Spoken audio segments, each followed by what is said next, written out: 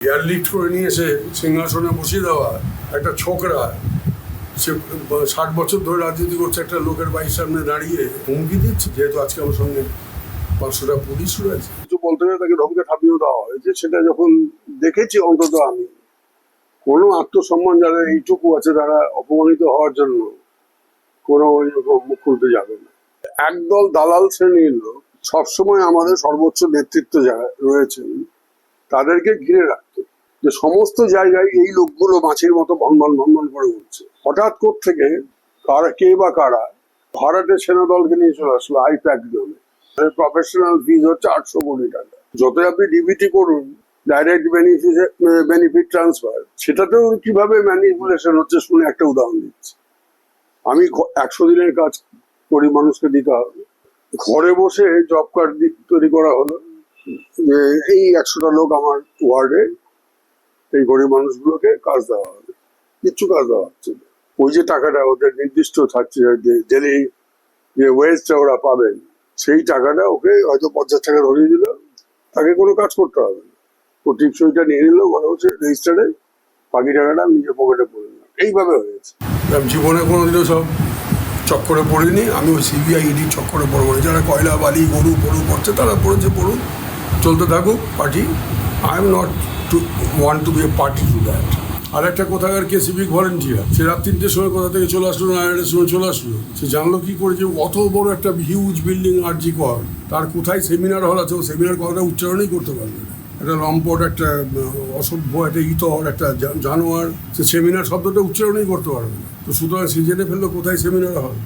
যে মাস্টাররা পয়সা দিয়ে, ঘুষ দিয়ে চাকরি পাচ্ছে, সে কোন ছাত্র তৈরি করবে, কোন ভবিষ্যৎ তৈরি করবে আমাদের?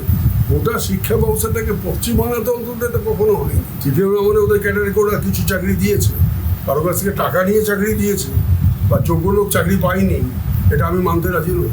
ওর মন্ত্রীর বান্ধবীর বাড়িতে দেখা যাচ্ছে মেঝে থেকে সিলিং পর্যন্ত শুধু থরে থরে টাকার বান্ডিল। হাঁপিয়ে যাচ্ছে ইডির লোকেরা, গুনতে গুনতে, ব্যাংকের লোকেরা মেশিন নিয়ে, 10টা মেশিন নিয়ে আসা হয়েছে। মেশিন খারাপ হয়ে যাচ্ছে গুনতে গুনতে। আপনি জীবনে কখনো, আমার রাজনৈতিক জীবনে 49 বছর, ভারতবর্ষে কোথাও এই দৃশ্য দেখিনি। নমস্কার। ভোট পরবর্তী সময় যারা যারা বারবার করে খবরের শিরোনামে উঠে আসছেন, বিশেষ করে তৃণমূল কংগ্রেসের প্রতিনিধি, তৃণমূল কংগ্রেসের সদস্য যারা, সাংসদ, বিধায়ক, নেতা, যাই বলুন, তাদের মধ্যে অন্যতম একজন, দলের 3বারের সাংসদ, এখনো তিনি সাংসদ রয়েছেন, তার অবস্থান, তার বিবৃতি, যিনি ভোটের ফল প্রকাশের পর টুইট করে লিখেছিলেন দলটার রাজ্য একটা ভয়ঙ্কর অরাজকতা থেকে মুক্তি পাচ্ছিল। 2029 পর্যন্ত তিনি দলের রাজ্যসভার সদস্য, একসময় মুখপত্র ছিলেন, দলের মুখপত্র জাগো বাংলার সম্পাদক ছিলেন এককালে। সেই সুখেন্দু শেখর রায় আজকে আমাদের অতিথি। সুখেন্দুদা, নমস্কার।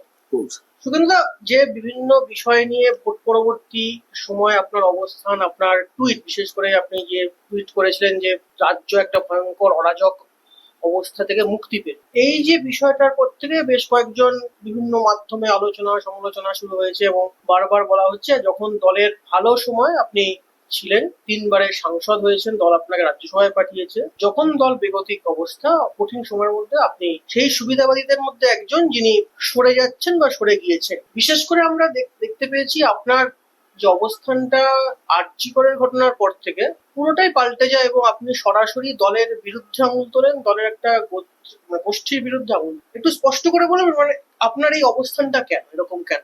একজন রাজনৈতিক কর্মী যে রাজনীতিতে রয়েছে 59 বছর, কারণ আমার আগামী বছর 60 বছর পূর্ণ হবে রাজনীতিতে। আমি বহু উত্থান, বহু পতন দেখেছি। আমি দীর্ঘদিন কংগ্রেসের সঙ্গে যুক্ত ছিলাম, কিন্তু আমি দেখেছি যে যখনই দলে বিপর্যয় হয়েছে, তখন খোলামেলা আলোচনার মাধ্যমে বিভিন্ন স্তরে যে আমাদের যে ভুল ভ্রান্তিগুলো, সেগুলোকে কিভাবে দূর করা যায় তার জন্য পথ খুঁজে বের করার চেষ্টা হয়েছে। আমি ধরুন কংগ্রেসের এই লেফট ফ্রন্ট যখন ছিল 34 বছর, সেই সময় আমরা কংগ্রেস মাথা তুলতে পারছি না, তার জন্য নেতৃত্ব ঠিক করলেন যে কর্মপন্থা ঠিক করতে হবে, যে কি করে কংগ্রেসকে শক্তিশালী করা যায়। তখন আমার মনে আছে যে বাঁকুড়ার বিষ্ণুপুরে এবং সাগরে, দক্ষিণ 24 পরগনার সাগরে আমরা একটা কর্মশালা করেছিলাম। বিষ্ণুপুরে একটা পন্থা নির্ণয় শিবির করেছিলাম। দুটোরই দায়িত্ব আমি ছিলাম।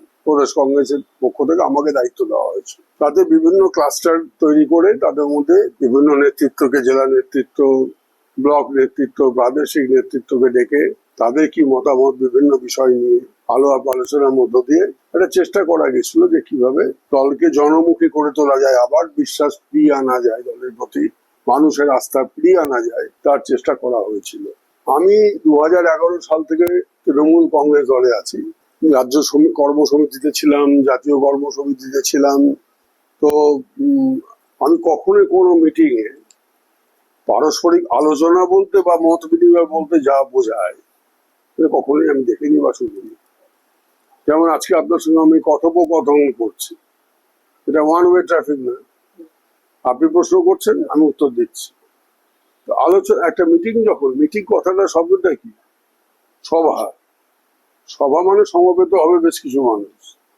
কেন না? মত বিনিময়ের জন্য। এটা দলের অভ্যন্তরীণ বিষয় যখন আমরা আলোচনা করব, তখন যাদেরকে ডাকা হচ্ছে বা যারা পদাধিকারী আছে তাদের সকলের বক্তব্যই শুনতে হবে। তার মধ্যে নেতৃত্ব, সর্বোচ্চ নেতৃত্বে যারা রয়েছেন তারা ওই নির্যাসটা বুঝে নিয়ে দলকে পরিচালনা করবে। এই জন্য তো সভা সমিতি, সব রাজনৈতিক দল আছে পৃথিবী জুড়ে।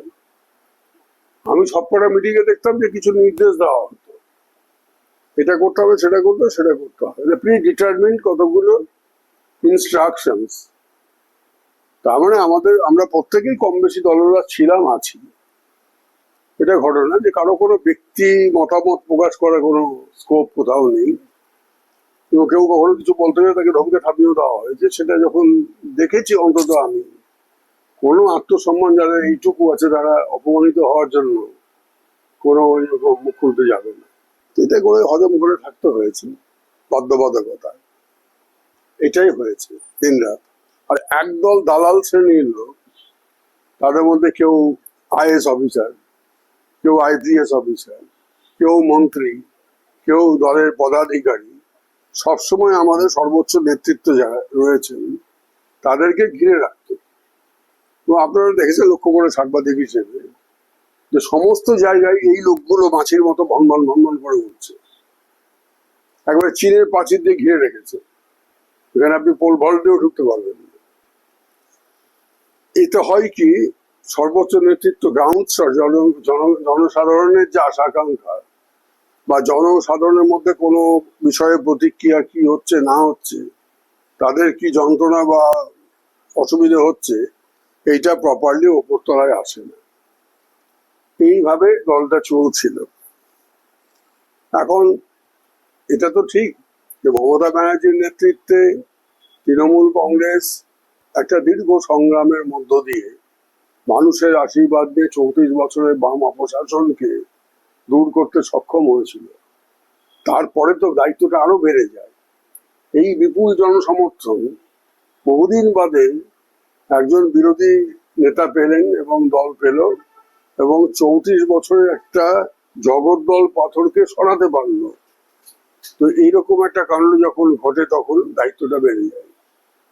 আমার নিজের অ্যাসেসমেন্ট, আমি সবসময় ইন্ট্রসপেকশনে থাকি, কারণ জীবনের প্রতিটি ক্ষেত্রে যদি আপনি ইন্ট্রসপেকশনের মধ্যে থাকেন তাহলে পদচ্যুত হওয়ার বা কি বলবো এটাকে, মানে মানে আপনি আপনার বিপদচালিত হওয়ার আশঙ্কা কম থাকে। আর কিছু ঘটবার, যদি কোনো কিছু ঘটেও যায় সেটাকে শুধরানোর একটা সুযোগও পাওয়া যায়। সেজন্য যারা বিভিন্ন দায়িত্বে রয়েছেন, রাজনীতি হোক, রাজনীতির বাইরে বিভিন্ন সংস্থা হোক, তাদেরকে সবসময় একটা ইন্ট্রসপেক্টিভ মাইন্ড নিয়ে চলতে হয়। তা আমি ইন্ট্রসপেকশনে বুঝেছি যে ফার্স্ট যে টার্মটা 5 বছর 2011 থেকে 2016, সেটা মোরাললেস কিন্তু খুব ভালো ছিল। ইন দ্য সেন্স কিছু কিছু নতুন স্কিম আসলো, যে স্কিম শুধু মানুষ গ্রহণ করলেন তা না, বাংলার মানুষ গ্রহণ করবে তা না, দেশে এবং বিদেশে তার উচ্ছ্বসিত প্রশংসাও হলো। যেমন একটা স্কিম কন্যাশ্রী, ঠিক আছে, তখন বেশ চলছিল। হঠাৎ থেকে কে বা কারা একটা ভাড়াটে সেনা দলকে নিয়ে চলে আসলো আইপ্যাক নামে। এবং কাগজে দেখেছি, আমি সত্য মিথ্যা জানি না, যে কি 800 কোটি টাকা তার বিনিময়ে তাদের প্রফেশনাল ফিজ হচ্ছে 800 কোটি টাকা। তা আমি চমকে উঠলাম, কারণ আমার এতদিনের রাজনৈতিক ব্যাকগ্রাউন্ড, আমি তো কংগ্রেস দল একটানা 30 বছর ভারতবর্ষ শাসন করেছে, তারপরেও 15 বছর শাসন করেছে, 45 বছর মোট শাসন করেছে ভারতবর্ষে কংগ্রেস। তাদেরকে তো কখনো আমি দেখিনি ভাবে যে একটা ভাড়াটে সেনা দিয়ে দল চালাচ্ছে। বিজেপি দুয়ে নেমে গেছে, তারপরও ভাড়াটে সেনা নিয়ে তারা উঠে দাঁড়ানোর চেষ্টা করছে, এটা দেখিনি। পরবর্তীকালে হয়তো ঘটে থাকতে পারে, আমি জানি না। সুতরাং এই ভারতীয় দলের কাজটা কি কি হবে?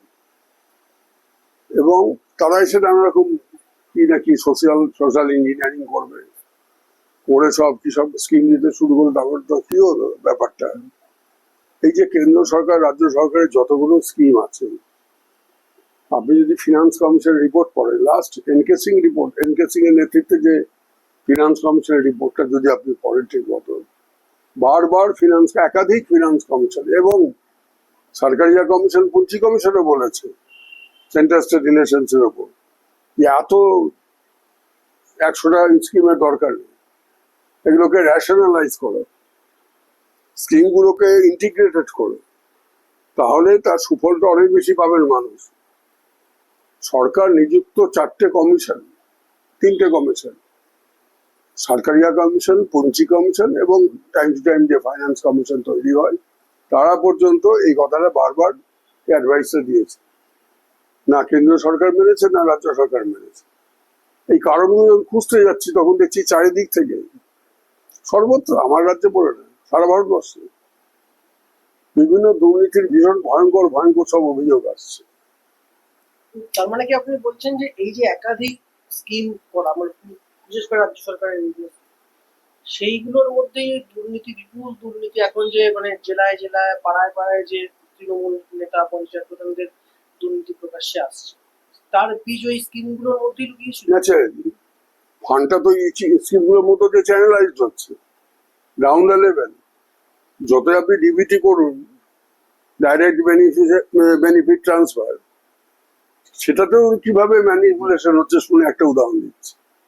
আমি 100 দিনের কাজ করি, মানুষকে দিতে হবে, আমি সংক্ষেপ 100 দিন তো নাম না, ওটার নাম এখন কি সব হয়েছে, জিবিজি ফি কি সব কি নতুন নতুন মাথায় ঢোকে না।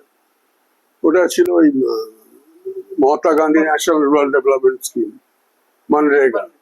মনরেগাকে কি একটা কি মুতকি মাকার নাম এখন দেওয়া হয়েছে, ওগুলোতে আমি নেই। তো ঘরে বসে জব কার্ড তৈরি করা হলো যে এই 100টা লোক আমার ওয়ার্ডে, এই গরিব মানুষগুলোকে কাজ দেওয়া হবে, কিচ্ছু কাজ দেওয়া হচ্ছে না। ওই যে টাকাটা ওদের নির্দিষ্ট থাকছে, ডেলি যে ওয়েজটা ওরা পাবেন, সেই টাকাটা ওকে হয়তো 50 টাকা ধরিয়ে দিল, তাকে কোনো কাজ করতে হবে না, ও টিপসইটা নিয়ে নিল, মনে হচ্ছে রেজিস্টারে, বাকি টাকাটা নিজের পকেটে পড়ে নিল। এইভাবে হয়েছে। এইগুলো যে এত দুর্নীতি চলেছে, আপনি একজন সাংসদ, আপনার এতগুলো দায়িত্ব সামলেছে, নিশ্চয়ই আরো অনেকে দলে রয়েছেন, আপনি যদি জানতে পারেন, তারা কি কেউ জানতেন না? শীর্ষ নেতৃত্ব জানতো না? আমি বিশ্বাস করি না যে কেউ জানতো না। আমি যদি জানতে পারি তাহলে আরেকজন জানবে না, এটা হতে পারে না। তখন দলের বলেননি কেন? দলে থেকে দলে কোথায় কোথায় বলবো? আমি তো আপনাকে মিটিং এর চেহারা বললাম, ওয়ান ওয়ে ট্র্যাক, বলবোটা কোথায়? এটা কি প্রথম থেকেই ছিল দলের মধ্যে না? আমি তো প্রথম বললাম যে প্রথম 5 বছর আমার কিন্তু ভালো লেগেছে, এর মধ্যে আমি কোনো এরকম শুনিনি, দেখিনি। এটা হতে পারে যে সেকেন্ড টাইম জেতার পর কিছু মানুষের মনে এরকম ধারণা হলো যে দুবার তো হয়ে গেল, থার্ড টাইম জিতবো কিনা সন্দেহ, জিততে পারি, নাও জিততে পারি। অতএব যেখানে যেখানে রোজগারের সুযোগ আছে একটু কামিয়ে নাও, যাতে অন্তত 3 পুরুষ বসে খেতে পারি, কারণ 34 বছর মতো আমরা ক্ষমতায় নাও থাকতে পারি, বা মানুষের মতো। আপনি এটা হতে পারে। বলছেন সেই আইপ্যাক এবং আইপ্যাক জায়গায়, আইপ্যাক এবং আইপ্যাকের সহযোগিতা এবং এই যে দালাল ছেড়ে, শুনুন, সভ্যতার জন্মলগ্ন থেকে যেখানে যেখানে পাওয়ার সেন্টার গড়ে উঠেছে পৃথিবী জুড়ে, সেই পাওয়ার সেন্টারের পাশে সবসময় পাওয়ার ব্রোকার্সরা থাকবেই, ক্রুকসরা থাকবেই। সেটাকে আপনাকে নিয়ন্ত্রণে রাখতে হবে। আপনি একদম পুরো নির্মূল করতে পারবেন না, কেউ পারেনি কোথাও। ইন্দিরা গান্ধী একবার বলেছে international phenomena, corruption is international phenomena. সুতরাং কিন্তু যদি নিয়ন্ত্রণে না রাখতে পারেন তাহলে আমও যাবে, ছালাও যাবে। এখানে একটা বেশ মজার বিষয় হয়েছে যে আপনি দলের অনেকগুলো পদে ছিলেন এক সময়। আরজিকরের পর থেকে আপনার অবস্থান পাল্টায়, আপনি মোমবাতি নিয়ে রাস্তায় নামের, একা বসেছিলেন, প্রতিবাদ জানিয়েছিলেন, এই জন্য অনেক শাস্তির মুখে পড়তে হয়েছে, আপনাকে থানায় যেতে হয়েছে এবং একটা সময় আপনাকে এতটাই আপনি ভীত হয়ে পড়েছিলেন আপনি সরাসরি কলকাতা হাইকোর্টের দ্বারস্থ হয়েছে। সেগুলো তো আরজিকর ঘটনার পর। তার আগেই আপনাকে বিভিন্ন পদ থেকে, মুখপত্র বলুন বা আরো পদ থেকে সরানো হয়েছে। কেন, কি মনে হয় আপনি কি এর আগে কোনো মুখ খুলেছিলেন দলের অন্দরে? খারাপ হলেন কেন? একটা ঘটনা ঘটেছিল, আমি আপনার এতদিন বলিনি কাউকে।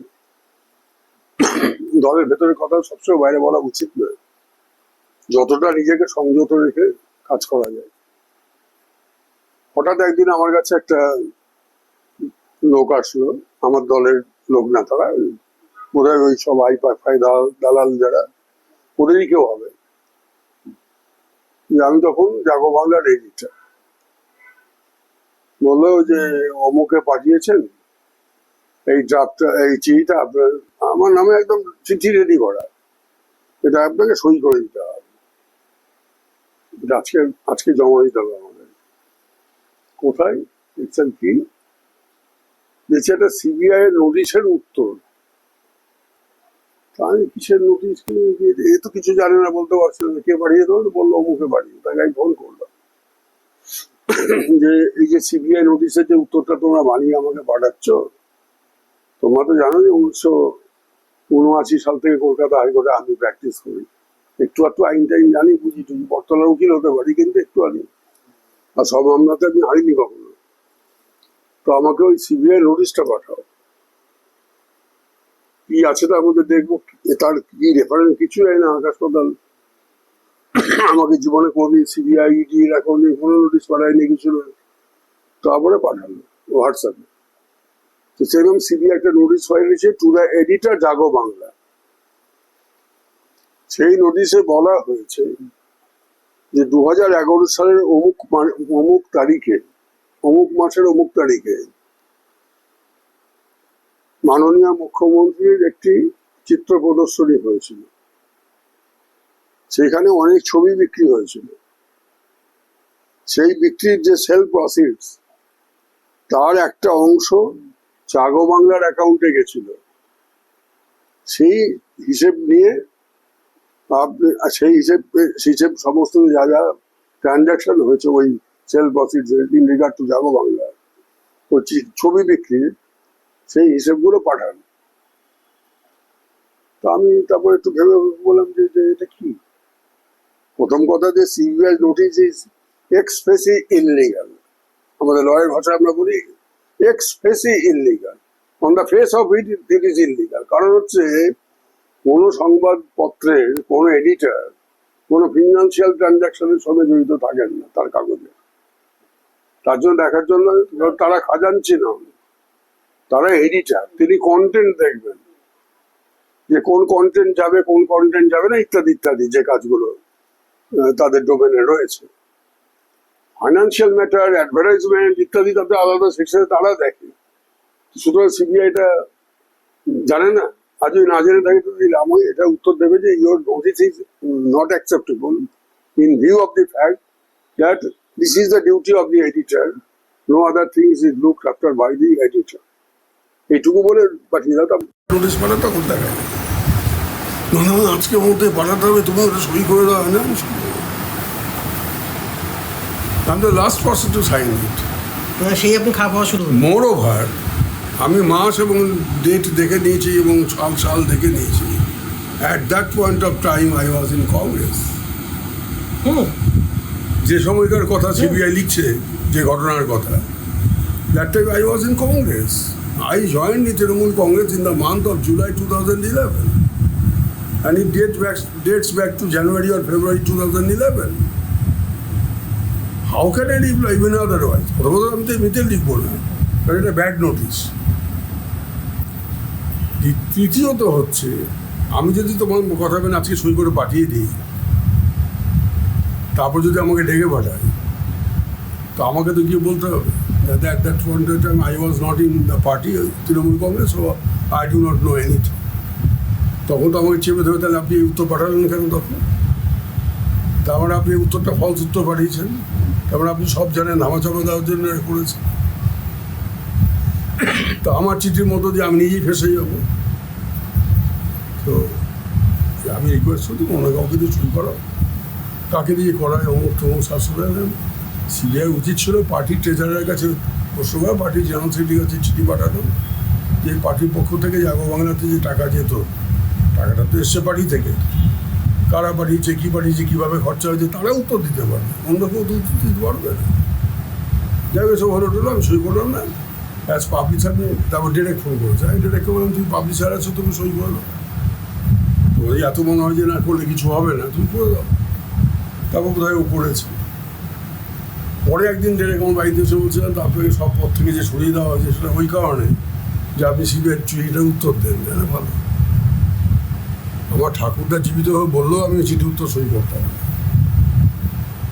জীবনে কোনোদিনও সব চক্করে পড়িনি, আমি ওই সিবিআই ইডির চক্করে পড়বো না। যারা কয়লা বালি গরু পড়ু করছে তারা পড়েছে, পড়ুক, চলতে থাকুক পার্টি।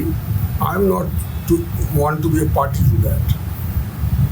ঠিক আছে, পদ আছে নেই, কী আছে, পদ কি আমার নিয়ে জন্মেছিলাম না পদ নিয়ে আমি ওপরে যাবো?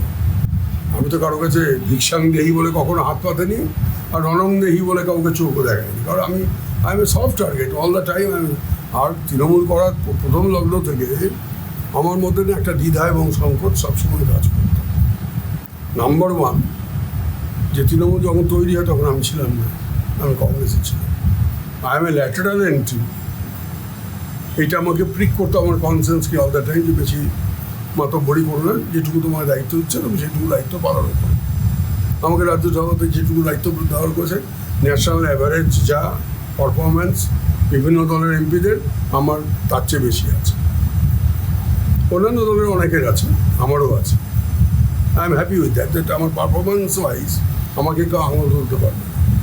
নাম্বার টু, যেটা আমি ভাবলাম যে আরেকটা কি বিষয় ভুলে যাচ্ছে এর মধ্যে, একটা তো হচ্ছে এটা ল্যাটারাল এন্ট্রি। মানে এই যে বিষয়, আপনার কথার মধ্যে দুটো বিষয় উঠে আসলো। তার প্রথম বিষয়টা একটু যাচ্ছি, আপনি বললেন যে আপনি কোনো পদ আঁকড়ে থাকতে কোনোদিন চাননি, কোনোদিন ইচ্ছুক ছিলেন না। আমি কারো কাছে চাই এই পদ। এই পদ আঁকড়ে থাকার বিষয়ে 4 মের পর থেকে কি বেশ আলোচনা কারবার শোনা গিয়েছে। সেটা হচ্ছে তৎকালীন মুখ্যমন্ত্রী মমতা বন্দ্যোপাধ্যায় পদত্যাগ করেন, মানে উনি ওনার পদটা আটকেছেন। এই যে মুখ্যমন্ত্রী মমতা বন্দ্যোপাধ্যায়ের পদত্যাগ না করাটা, এটা কি প্রতীকী প্রতিবাদ? আমার বিষয়টি আমার মোটেও ভালো লাগেনি। কারণ দেখুন, কনস্টিটিউশনের ছাত্র হিসেবে আমি এটুকু বলতে পারি, কারণ আমি পল সায়েন্সে পড়েছি, লও পড়েছি। কনস্টিটিউশনে কোথাও হেরে যাওয়ার পর মুখ্যমন্ত্রী যিনি ছিলেন তাকে পদত্যাগ করতে হবে এরকম কোনো প্রভিশন নেই, কোথাও নেই। ওদেরকে উপরে দেখাতে পারবে। সুতরাং পদত্যাগ করাটা না করাটা ইমেটেরিয়াল, সেই দিক দিয়ে এটা একটা অর্থ। কিন্তু গণতান্ত্রিক শিষ্টাচার বা গণতান্ত্রিক সৌজন্য বলে একটা কথা আছে। সেই জন্য আপনি দেখবেন যারা যারা যখন হেরেছেন, বিশেষ করে বুদ্ধদেব ভট্টাচার্য শেষ যখন, তিনিও রাজ্যপালে গিয়েছিল পদত্যাগ করতে, স্টালিন সেও করেছে। ইন্দিরা গান্ধী যখন 1977 সালে হেরে গেলেন এবং ভারতবর্ষের কেন্দ্রীয় ক্ষমতা থেকে 30 বছর পর প্রথম কংগ্রেস সরে গেল, মানুষ সরিয়ে দিল। ইন্দিরা গান্ধীকে তো সবাই ডিক্টেটর বলতেন না 75 সালের এমার্জেন্সির পর। সেই ডিক্টেটর কিন্তু রাষ্ট্রপতির কাছে গিয়ে পদত্যাগপত্র দিলেন এবং একটা 2 লাইন প্রেস রিলিজ করলেন, যে জনগণের রায় আমি মাথায় পেতে নিলাম, নতুন যারা ক্ষমতায় আসলেন তাদের প্রতি রইল আমার আন্তরিক শুভেচ্ছা।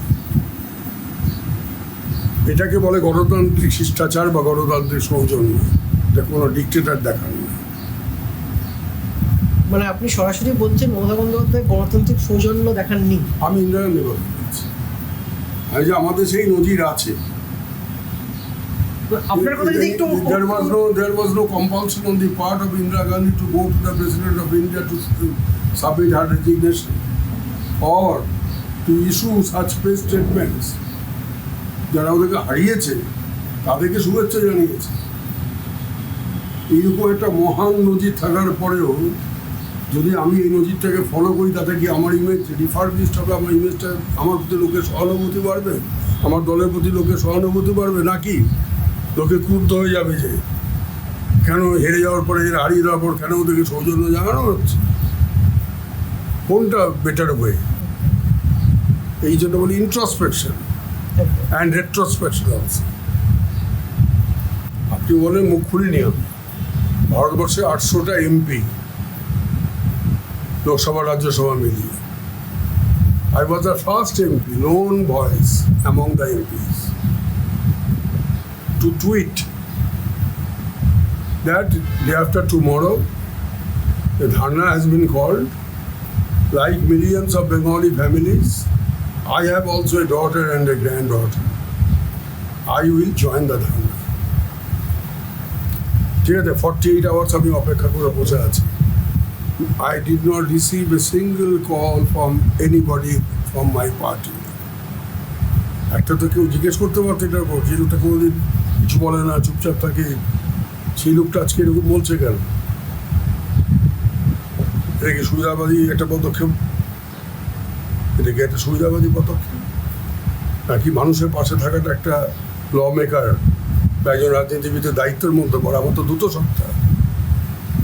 আমার প্রথম সত্তা আমি নাগরিক, দ্বিতীয় সত্তা আমি একজন ল মেকার। আমার দুটো সত্তাই বলছে যে তোমার দায়িত্ব হচ্ছে মানুষের পাশে থাকা, নাগরিক হিসেবেও পাশে থাকা দরকার, আর যেহেতু তুমি আমার law maker, you are more responsible to be with the people. তারপরে আমার এটা কোনো একটা হঠাৎ একটা ওই ফুটেজ পাওয়ার জন্য আমি ক্যামেরার সামনে যাই না বেশি বিশেষ, তাহলে ভদ্র একাধবার লোকে দেখে আমাকে। কিন্তু আমি দেখলাম যে আমার সত্যি আমার কনসেন্স স্পিক করছে, এবং আমি আমার 39 বছর রাজনৈতিক জীবনে কখনো অনেক ঘটনা আমি জানি। 60-এর দশকের খাদ্য আন্দোলন, তখন আমি স্কুলের উঁচু ক্লাসে পড়ি, তখন থেকে যা যা ঘটেছে পশ্চিমবাংলার রাজনৈতিক জীবনে, যে কোনো দলের যে কোনো কার্যক্রম আমি সব দেখেছি। আমার কোনো ইতিহাস পড়ে জানতে হবে না, আমার চোখের সামনে ঘটেছে, আমার সব মনে আছে। দাদা, এই প্রসঙ্গে একটা দুটো বিষয় চলে আসে যে, আর আপনি এটা বলেন আমাকে থানায় আমি যাইনি, আমাকে লালবাজার থেকে একই দিনে দুবার সামন করা হয়েছে, দুবার। আপনি আসুন, আপনি কত টুইট আমাকে ফোন করে সাইবার সেলের থানা, সাইবার সেলের পুলিশ কী বলে ওসি হুমকি দিচ্ছে, আপনি টুইটটা মুছে দিন, otherwise stringent action will be initiated against you. Now stop all this nonsense. How dare you? You are talking to a member of parliament. তোমার কাছে প্রিভিলেজ আমি। আচ্ছা, এটা কি মনে হয় না কেউ মানে রাজ্যের পুলিশ মন্ত্রী বা প্রশাসনের? সেটাই বলতে পারবো না, কারণ আমার ডিমান্ড ছিল না। আমি আর একটা টুইট করলাম, যখন দেখলাম যে কিছু হচ্ছে না, সব কার্পেটের তলায় চলে যাচ্ছে, এবং করানো হচ্ছে। যেদিন রাত জাগো রিক্লেম দ্য নাইট, না, যেদিন ইনসিডেন্টটা ঘটলো রাত্রি 8 অগস্ট তারিখে, 8 এবং 9 তারিখের মধ্যরাত্রি, ওই 9 তারিখের হলো ইংলিশ ক্যালেন্ডার অনুযায়ী। ইট ওয়াজ 9th of August, যেদিন 42-এর আন্দোলন শুরু হয়েছিল। সেই ঐতিহাসিক দিনে কলকাতা শহরের বুকে একটা সরকারি হাসপাতালের মধ্যে যা ঘটেছে সবাই যায়, আমি আর সেই বিবরণে যেতে চাই না, গেলেও যন্ত্রণা মনে পড়ে। তার 5 দিন বাদে, that too also Independence Day, 14 তারিখে, তখন ইন্ডিপেন্ডেন্স ডে, 12টা বেজে গেছে, তো একদল গুন্ডা ভাঙছে। সেই দিনই রিক্লেম দ্য নাইটের প্রোগ্রাম, গোটা শহর রাস্তায়, গোটা ভারতবর্ষ, গোটা ভারতবর্ষ রাস্তায়, ডাক্তাররা রাস্তায় শুয়ে আছে, মায়েরা ছেলে করে করে রাস্তায় বসে আছে। এই দৃশ্য আমি কখনো দেখিনি, যে ডাক্তারদের কাছে আমরা ছুটে যাই আমাদের একটু অসুবিধা হলে, তারা রাস্তায় শুয়ে আছে। যাই হোক, তো রিক্লেম দ্য নাইট, আমি সেটা তো টুইট করলাম, শুধু রিক্লেম দ্য নাইট বললাম, reclaim your fundamental right under Article 21 to live with human dignity. সুতরাং আমি যে মুখ করে যে আমি এভাবে রয়েছে, আমি কোনো ব্যক্তি আক্রমণ কাউকে করি না, একটা নেতার নাম বলি না, আমি দলের নাম উচ্চারণ করিনি, but I have given enough hint that things are not going in the right direction. That is why in the third tweet I demanded, I was the only person in the country to demand, only person, আমার সারা ভারতবর্ষে কেউ ডাক্তাররাও করে, both the police commissioner and the super of the principal of the institution, they should undergo custodial interrogation. এবং মনে হয়েছিল দুজনেই ধামা চাপা দিচ্ছে পুরো গল্প, সিবিআই চলে এসছে হাইকোর্টের অর্ডারে। সরকারের ভূমিকা ছিল, সেটাই কি আজকের এই মানে দলের পতনের That was the writing on the wall. That was the last warning from the masses. নইলে ধরুন মানে আমরা তৈরি হচ্ছি, তুমি সতর্ক হও। তৈরি হয়ে গেছি বা রাস্তায় নেমে গেছে, এবার তৈরি হচ্ছি আবার কি, আমি have declared war against you. People declared war against the people. আমি আবার টুইট করলাম, মনে রাখো অমুক সালের অমুক তারিখে বাস্তিল দুর্গের পতন ঘটেছিল, আর বাস্তিল দুর্গের পতনের অব্যবহিত পরে ফরাসি বিপ্লব হয়েছিল, এটা আজও ইতিহাসে বর্ণনা। তা আমরা ইতিহাস থেকে শিক্ষা নেব না? আপনারা বলছেন আপনার দলই ইতিহাস থেকে শিক্ষা নেয়নি? নিশ্চয়ই নেয়নি, বলেই তো আমি বলেছি। আমি তো বার্তাটা দিচ্ছি বারবার দলকে, দলের মধ্য থেকে যদি একদল লোক এসে ধর্নায় বসে যেত, কারণ আমি তো ওদের সঙ্গে ধর্নায় যাইনি, কারণ ওরা বলেছিল যে কোনো রাজনৈতিক লোককে আমরা চাই না। আমি ওদের ওই থেকে সম্মান জানিয়ে আমি আমার লিমিটেড 100-150 লোক নিয়ে, আমার পাড়া প্রতিবেশী শুভাকাঙ্ক্ষীকে নিয়ে এই নেতাজি মূর্তির নিচে বসেছিলাম। আমি যেহেতু খুবই অসুস্থ ছিলাম সেই সময়, সেই অসুস্থ শরীরে আমি বিকেল 5টা থেকে রাত্রি 8টা পর্যন্ত 3 ঘন্টার ধর্না দিলাম। ওরা তো রাত্রি 11টায় শুরু করে, আর সেই রাত্রে করে আমি ধর্না দিয়ে করে খাওয়া দাওয়া করে টিভি দেখছি যে আর্যিকর ভাঙছে। আচ্ছা আপনি বলুন, এমার্জেন্সি ওয়ার্ড তো ভেঙে তছনছ করে দেওয়া হলো, আর একটা ঘর, একটা দেওয়াল, একটা ঘরের, সেটাকে ভাঙবে। আপনার গাড়িতে যদি মিস্ত্রি বলে যে আপনার এই দেওয়ালটা না ভেঙে নতুন করে না বানালে কিন্তু যে কোনো সময় একটা অ্যাক্সিডেন্ট হবে, নষ্ট হয়ে গেছে, তাহলে ঠিক আছে, আপনি প্রথম কাজটা করবেন কি, টেবিলটা সরাবেন, যা ফার্নিচারে আছে এগুলো সরিয়ে দেবেন, খালি করে দিয়ে তারপর তো মিস্ত্রি কাজ। আপনি পুরোনো ইউটিউবে ঘেটে দেখুন, এখনও আছে।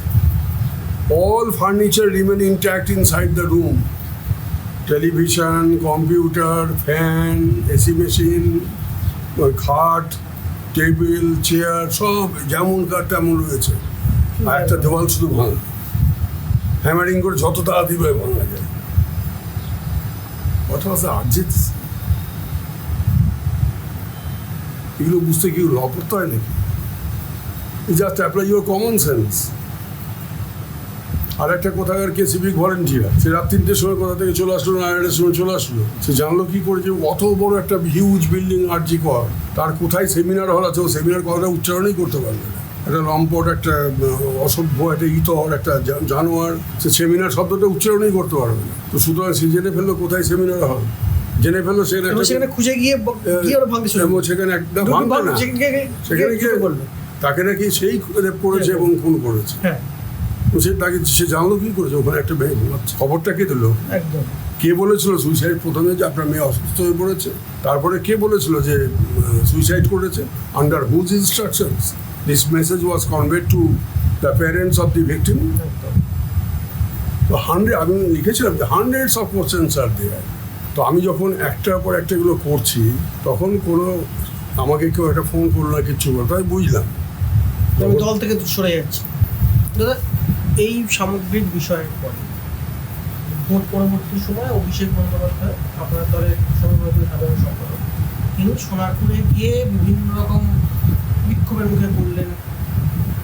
এটা যা ঘটলো, আমি আর সেই এটা উচিত, এটা কি জনরোষ?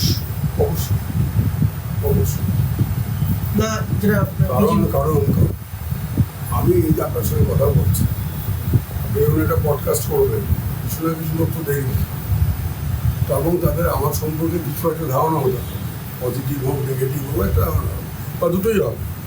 কিছু লোকের মধ্যে পজিটিভ হতে পারে, কিছু লোকের মধ্যে নেগেটিভ হতে পারে।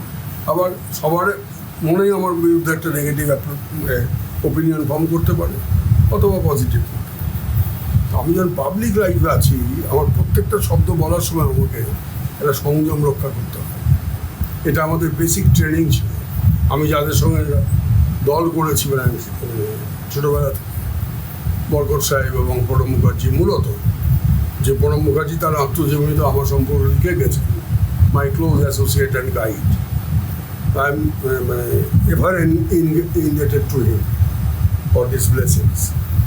তো যাই হোক, তো পাবলিক লাইফে আপনাকে খুব সংযত থাকতে হবে। আপনার আচার আচরণ, কথাবার্তা, পোশাক, চাল চলন, মানুষ সব নজর, কেউ ঘাসে মুখ দিয়ে চলে না। আর যত আপনি ওপরে থাকবেন তত আপনার দিকে নজর বেশি যাবে। তো দায়িত্ব আপনাকে নিতে হবে। ভালোটা আপনি খাবেন ক্ষীর, আর খারাপের দায়িত্বটা আপনি নেবেন না।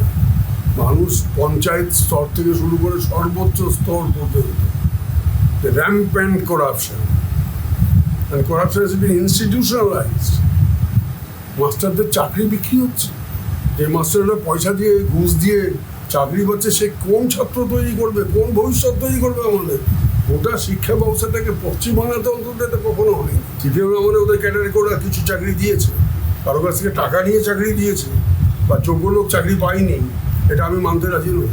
আমার জানাশোনা প্রচুর যোগ্য লোক যারা কোনোদিন পার্টি করে না বা সিপিএম করতো না, তারাও অনেকে চাকরি পেয়েছে যাদের যোগ্যতা ছিল। আর তো তখন তো এরকম শুনিনি কখনো।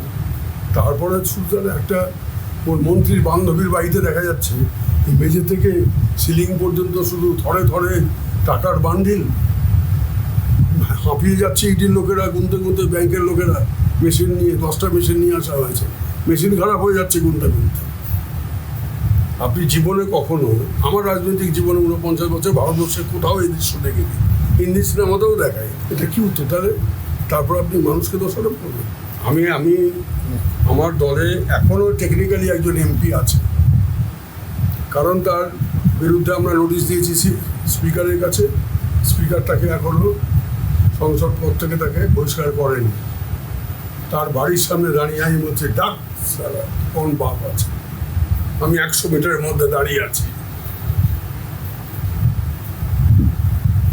একটা ওই এয়ারলিফট করে নিয়ে এসে সিংহাসনে বসিয়ে দেওয়া একটা ছোকরা, সে 60 বছর ধরে রাজনীতি করছে, একটা লোকের বাড়ির সামনে দাঁড়িয়ে হুমকি দিচ্ছে। যেহেতু আজকে আমার সঙ্গে 500টা পুলিশ রয়েছে, চিরকাল থাকবে, এটা কোনো একবার মাথায় আসেনি। মা কুরু ধানা জানা যাও বানা গর্বম তাহলে হরতি নিমেষাৎ সর্বম। কখনো এটা হচ্ছে শঙ্করাচার্যের উপদেশ। ধন জন যৌবন নিয়ে কখনো গর্ব করো না, মুহূর্তের মধ্যে সব হারিয়ে বুঝতে পারবে। আচ্ছা, আমি প্রায় তো শেষের পর্যায়ে আপনাকে দুটো প্রশ্ন। আপনার সঙ্গে কি আপনার দলের সর্বোচ্চ নেত্রী, আপনি একটা তার কাছের, অত্যন্ত কাছের ছিলেন, আপনার সম্পর্কও ভালো ছিল, ভোটের পরে কথা হয়েছে? একটা মিটিং হয়েছিল, মিটিংয়ের পর আমরা এমপিদের ডাকা হয়েছিল, সেখানে গেছিলাম। সেখানে আপনি আপনার যে এতদিনের যে পুজো কোনো কিছু জানা হয়নি, শুধু বলা হয়েছিল যদি কারো কিছু এই নির্বাচনী সংক্রান্ত ব্যাপারে কিছু বলার থেকে লিখিত দিয়ে। আমাদের লিখতে গেলে তো একটা রামায়ণ লিখতে হবে, মহাভারত লিখতে হবে। এই যে আপনাকে সংক্ষেপে যে কথাগুলো বললাম, আমার তো আরও 3 ডজন কথা আছে। না কোথাও তো সুযোগ পাইনি, কিন্তু হয়তো লিখে হবেই বা সবই গেছে। আপনি বলেছেন যে দলটা উঠে যাবে, আমি বলছি তো দল উঠে যাবে। আমি অজয় মুখার্জিকে দেখেছি, ওইরকম একটা প্রথিত যশার প্রাতঃস্মরণীয় ব্যক্তিত্ব। তাকে একদিন, আপনারা জানেন যে ভারতবর্ষে 4টি জাতীয় সরকার হয়েছিল, professional government during freedom movement. মহারাষ্ট্রের সাতারা, উত্তরপ্রদেশের বালিয়া, আমাদের এখানে তাম্রযুক্ত জাতীয় সরকার, আর বিহারে একটি। সবচেয়ে বেশি সময় ছিল তাম্রযুক্ত সরকার, প্রায় 1.5 বছর। সতীশ সামন্ত, অজয় মুখার্জি, সুশীল দারা, এই 3 জন হচ্ছেন প্রধান। ওইরকম একটা প্রাতঃস্মরণীয় ব্যক্তিত্ব। কংগ্রেস জেল থেকে ছাড়া পাওয়ার পর কংগ্রেসের গুরুত্বপূর্ণ পদে রয়েছেন, করছেন। তাই হোক, কংগ্রেসের গোষ্ঠীদ্বন্দ্ব বরাবর ছিল। ওকে একদিন কংগ্রেস অফিসের মধ্যে হেনস্থা করা হয়। উনি কংগ্রেস অফিস থেকে বেরিয়ে ফুটপাতে দাঁড়িয়ে পৈতেটা বার করে ছুঁয়ে বললেন আমি এর প্রতিশোধ নেব। গিয়ে বামপন্থীদের সঙ্গে হাত মিলালেন, বাংলা কংগ্রেস নামে একটা দল খুললেন। প্রথম যুক্তফ্রন্ট তৈরি হলো, ভেঙে গেল। রাষ্ট্রপতি শাসন হলো, আবার দ্বিতীয় যুক্তফ্রন্ট হলো, ভেঙে গেল। 1971 সালে বাংলা কংগ্রেসটাকে কংগ্রেসের সঙ্গে মার্চ করে দিলেন, দল উঠে গেল। অজয় মুখার্জির মতো আমি মালদাতে তখন রাজনীতি করছি, আমার জেলাতে। রাস্তার দুধারে সকাল থেকে দেখছি কাতারে কাতারে মহিলারা পুরুষরা দাঁড়িয়ে রয়েছে। তখন তো আমাদের মফস্বল শহরে ফুল টুল কিনতে পাওয়া যেত না। যার বাড়িতে শিউলি গাছ আছে, গাঁদা গাছ আছে, সব ফুলের মালা নিজেরাই বানিয়ে সব দাঁড়িয়ে আছে মুখ্যমন্ত্রীকে দেবে বলে। তখন এই অজয় মুখার্জি আসছে, তখনও মুখ্যমন্ত্রী হয়নি, তার আগের পর্যায়েটা বাংলা কংগ্রেস খোলার পরে একটা খোলা জিপে উনি যাচ্ছে। আমি সেই দৃশ্য দেখেছি, হাজার হাজার মানুষ, কাতারে কাতারে মানুষ ওকে দেখার জন্য দাঁড়িয়ে আছে। সেই মানুষটাকে দেখেছি 71 সালে কংগ্রেসের সঙ্গে মার্চ করে দিলেন বাংলা কংগ্রেসকে, এবং একা উনি যখন এমএলএ হলেন, Congress MLA, again back to the pavilion 71 বিধানসভাতে একা চুপচাপ বসে থাকেন। এই দৃশ্য আমি দেখেছি। সেই অভিজ্ঞতা থেকে আমি বলছি, যদি অজয় মুখার্জি 5 বছর বেশি টেনে না নিয়ে গিয়ে থাকতে পারে, অজয় মুখার্জির বিরুদ্ধে, তার দলের বিরুদ্ধে কেউ চুরি অপবাদ, অন্যান্য দুষ্কর্মের অপবাদ বা কোনো অ্যান্টি পিপল কোনো অ্যাক্টিভিটিসের অপবাদ কখনো কেউ দেয়নি। বরঞ্চ তিনি বীতশ্রদ্ধ হয়ে গেছিলেন বামপন্থীদের উপর বলে উনি বেরিয়ে এসছেন। এতৎসত্ত্বেও তার দলকে তিনি ধরে রাখতে পারেন। আমরা পারব। তাহলে একদম শেষ প্রশ্ন, সুখেন্দু শেখর রায় কি তার পুরনো দলে ফিরে যাবে, নাকি যখন প্রধানমন্ত্রী এসে মালদা থেকে সুখেন্দু বাবার যে বিশাল কৃতিত্ব, যখন মুসলিম লীগ মানে আস্তে আস্তে দলে নিচ্ছিল মালদার, সেই সময় যিনি লড়েছিলেন এই প্রতিবাদে, যার কথা প্রায় ইতিহাস বইতে নেই, তার কথা বলে তাকে প্রণাম জানিয়েছিলেন, তাকে শ্রদ্ধা জানিয়েছিলেন, সেই দলে সুখেন্দু শেখর। এটা বলা হয় না যে রাজনীতি হচ্ছে সম্ভাবনার শিল্প। রাজনীতিতে কোনো সম্ভাবনাকে আপনি উড়িয়ে দিতে পারেন না, আবার অনেক আশঙ্কাকে উড়িয়ে দিতে পারেন। সম্ভাবনা এবং আশঙ্কা দুটোই পাশাপাশি কাজ করে। যে আমি নিজেকে নিয়ে ভাবব, আমি এখন যেটা ভাবছি যে কী পরিস্থিতিটা গিয়ে দাঁড়াবে, আমাকে আরেকটু দেখতে হবে। নতুন যারা এসছেন ক্ষমতায়, শুরুটা ভালো করেছেন কত, এবং তারা তাদের কর্মসূচি একটার পর একটা পালন করার চেষ্টা শুরু করে দিয়েছে। আমি একটু লক্ষ্য রাখি, দেখি যে আদৌ আমি রাজনীতিটা করবো কিনা। যদি রাজনীতি করি তাহলে আমাকে একটা পথ বেছে নিতে হবে, কারণ এইভাবে তো থাকা যায়। যে দলটা উঠে যাবে সে দলে থাকবো কী করে? আমাকে তো একটা বিকল্প সন্ধান করতে হবে যদি রাজনীতি করি। আর যদি সিদ্ধান্তে আসি যে আমি আর রাজনীতি করবো না, কারণ সামনে বছর আমার 60 বছর হয়ে যাচ্ছে রাজনৈতিক জীবন, একটা জায়গায় তো থামতে হয়। মানে আগামীতে অনেক কিছু দেখা বাকি রইল। দেখুন, নিশ্চয়ই এগুলো তো আর গোপনে হবে না। যা কিছু হবে সবই সবার সামনে প্রতিভাত হবে যদি কিছু ঘটে। অনেক ধন্যবাদ সুখেন্দু। আমরা ছিলাম সুখেন্দু শেখর রায়ের সঙ্গে। এখনো তিনি বলছেন অনেক কিছু দেখার বাকি আছে। তিনি কি অন্য কোনো দলে অন্য কোনো ভূমিকায় দেখা যায়, কারণ তিনি বলছেন তৃণমূল কংগ্রেসটা উঠে যাবে। চোখ রাখতে হবে, দেখতে হবে কোন দিকে যাচ্ছে, নাকি রাজনীতিটাই ছেড়ে দেবেন, নাকি তিনি রাজনীতিটাই ছেড়ে দেবেন। চোখ রাখা যাক। নমস্কার।